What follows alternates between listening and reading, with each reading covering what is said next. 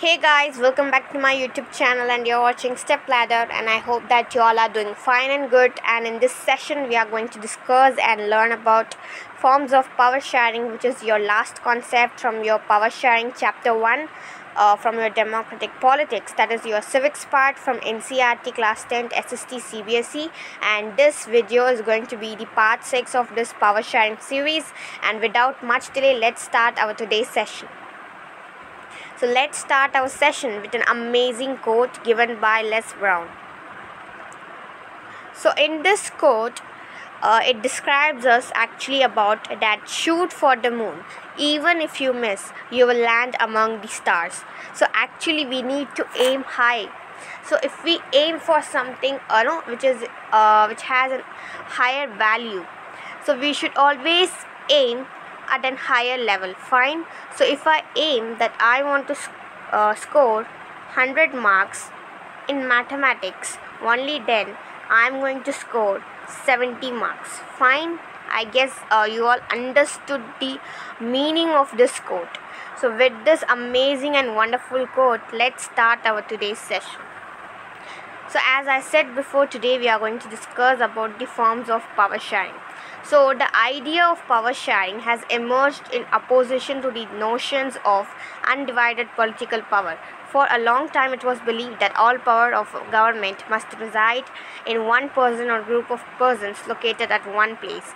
It was felt that if the power to decide is dispersed, it would not be possible to take quick decisions and to enforce them.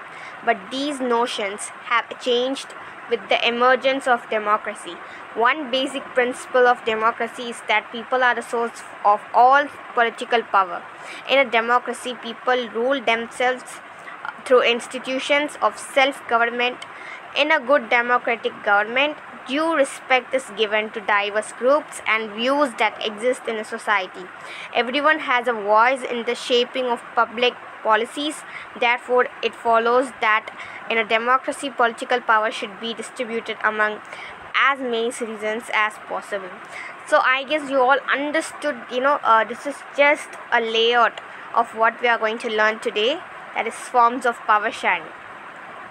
So this layout actually, it describes us that power should be shared equally among each and every organ of the government. Fine. So the power should be shared equally among people and among the organs in the government. Only then there will be no conflict, or there will be no any unequal any conflict, or any there will be unity among the people. Only then there will be no the people won't fight against the government, or there will be no conflict, there will be no war. So there will be a peaceful environment in the whole nation if power shared is equal. Fine. So the power should be shared equally among all the organs of the government, as well as it should be divided equally to all kinds of people. So to equal power should be there in each and every political system, and very importantly in democratic form of rule. Fine. So I guess this concept is very well clear. So let me move on with the forms of power sharing. So the first form of your power sharing is your horizontal power sharing, or checks and balances power sharing. So your first type or form of power sharing is your checks and balances power sharing, or your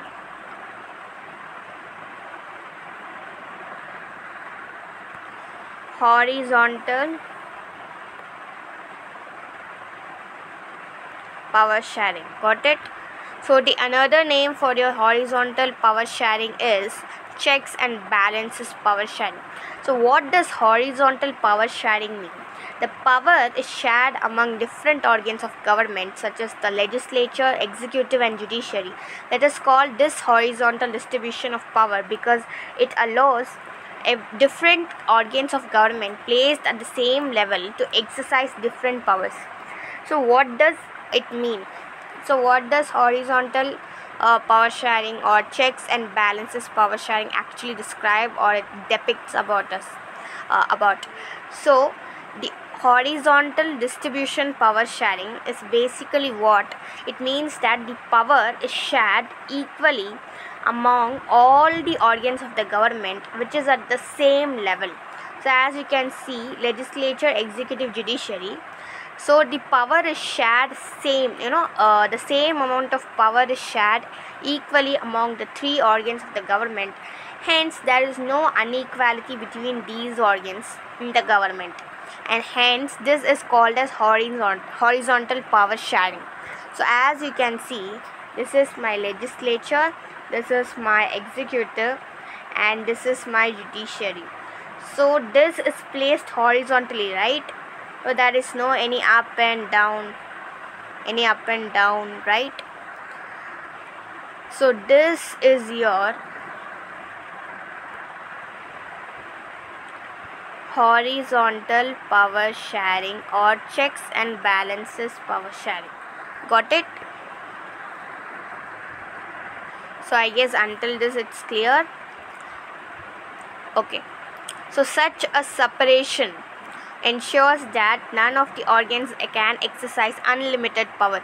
So such separation or such distribution of power, it ensures, it enhances that there is no unlimited power resting with any part of the organ. It means that no particular or no specific organ has more power than compared to the legislature or executive.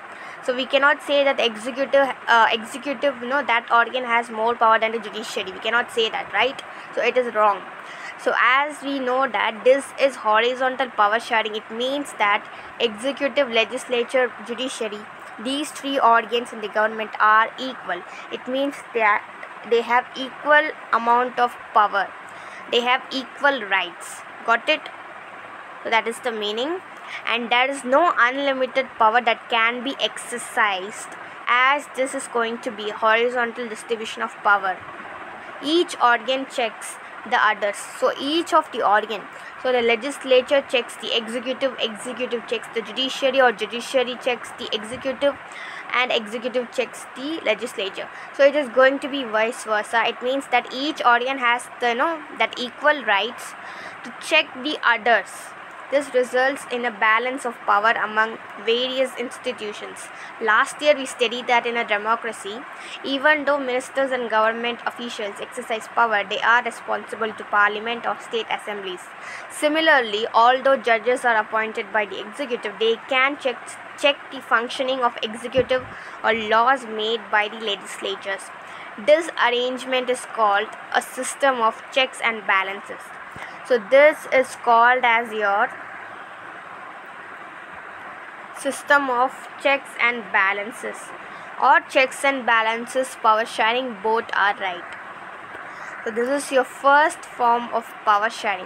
I guess that until this you all are clear with the concept. I hope that this concept is clear very well. If so, let me move on with the next form of power sharing. So power can be shared among governments at different levels. A general government for the entire country, and governments at the provincial or regional level. Such a general government for the entire country is usually called federal government. So there is a need of a general government for the entire country or for the entire nation, and such type of government is called as your general government, and this general government is called as your federal government. So federal.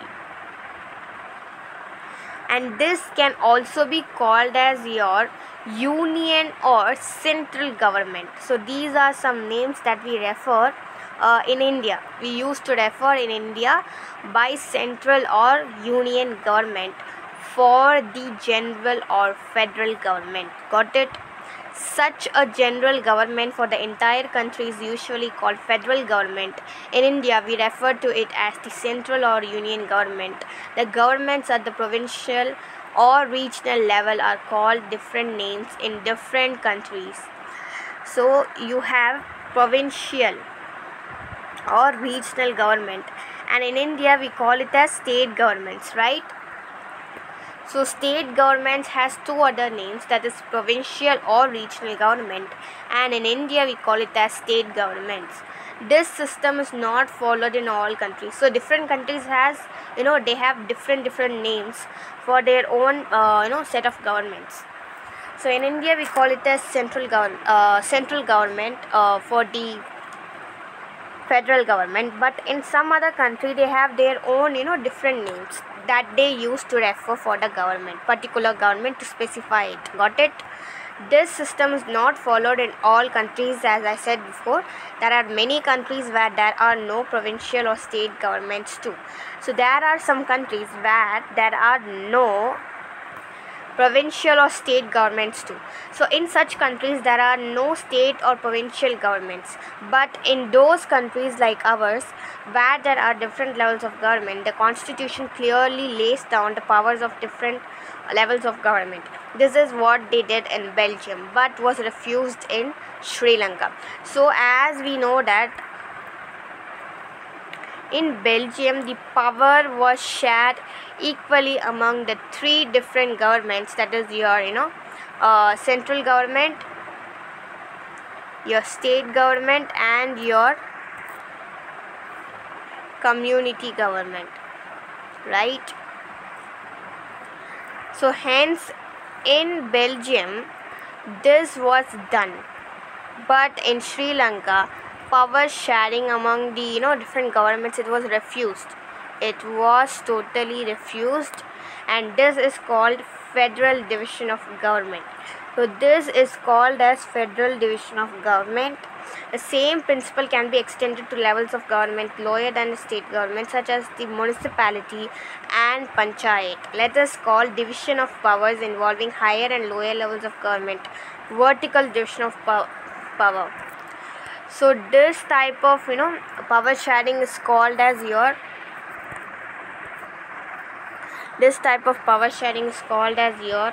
federal division of power, or else it is called as your vertical power sharing. So as we read before about horizontal power sharing, this is your vertical power sharing. Got it? So this is your vertical power sharing. We shall study these at some length in the next chapter. So about this we are going to study in depth and as well as detailed in the upcoming chapter. Got it? So I guess until this the concept is clear very well. So let me move on with the next concept, and I hope so. This is your third form of power sharing. Power may also be shared among different social groups. So the third type of or form of power sharing here is, so here the power is shared or the power is divided or the power is distributed among different social groups. So here the power shared is between the different social groups of the society, such as religious and linguistic groups. So social groups based on religion or based on language. So that is your linguistic groups, which is based on language based social groups. And this type of government is called as your community government. In Belgium is a good example of this arrangement. So we know that in Belgium we can see community government. So in Belgium we can see community government in Belgium, and hence Belgium is the best example for this type of arrangement. So in Belgium it is based on linguistic groups, it is not based on religious, right? So it is based on the language, French, Dutch, German. In some countries there are constitutional and legal arrangements whereby social weaker sections and women are represented in the legislatures and administration. Last year we studied the system of reserved constituencies. in assemblies and the parliament of our country. This type of arrangement is meant to give space in the government and administration to diverse social groups who otherwise would feel alienated from the government. This method is used to give minority communities a fair share in power. In Unit 2, we shall look at various ways of accommodating social diversities. So, I guess you all must have heard that we have many reservations, we have many reserved seats and constituencies in our government, right? For government job, for the social groups like SC and STs. So that comes under your community government. Fine. So this is an example for your community government, like what actually the community government does. So reservations and all those plus points for the weaker sections or for the minority social groups is done by the community government or by a particular social group, and hence this is called as power shared among different social groups, and this can also be called as your community government. Got it? I guess the concept is clear very well. This concept is very easy. So with this, and I hope so, let me move on with the fourth form of power sharing. So before we read about power shared or power distributed among the social groups, and now we are going to discuss and learn about power shared among the political parties. So before it was about social groups, and now it is about the political parties. So political parties are those people who form together a party or an organization to serve the people by getting elected in the election. So that is your political parties. So power sharing arrangements can also be seen in the way political parties, pressure groups and movements control or influence those in power. In a democracy, the citizens must have freedom to choose among various contenders for power. In contemporary democracies, this takes the form of competition among different parties. Such competition ensures that power does not remain in one hand. So as you can see that we do not have just a single political party, right? So in our society we have like many political parties, like we have 2000, 3000 many political parties in India, right? So why we need we need an opposition party? Only then that will be it ensures that the power is not rested with a single party or with a single group. So for this we require n number of political parties and pressure groups and movements. Got it? So in the long run, power is shared among different political parties that represent different ideologies and social groups. Sometimes this kind of sharing can be direct when two or more parties form an alliance to contest elections. If their alliance is elected, they form a coalition government and thus share power. In a democracy, we find interest groups such as those of traders, businessmen, industrialists, farmers and industrial workers. They also will have a share in governmental power, either through participation in governmental committees or bringing influence on the decision making process. In Unit 3, we shall study the working of political parties, pressure groups and social movements. So this actually says us that the power is actually shared among different political parties, and hence this ensures that the power does not remain or it rests with a single party or single group. Got it? I guess this concept is clear, and it also it ensures that when the alliances or the allies, so when a political party does not get elected in the election, so it can it can combine or it can form the allied or the allied party, and this is called as a coalition government. So when their alliance, so when that particular political party's alliance, it gets elected in the election or it wins the election, it forms a coalition government, and then the power is shared equally among these people. Got it? So this is what is given in this entire paragraph. and I guess this is all clear, super clear.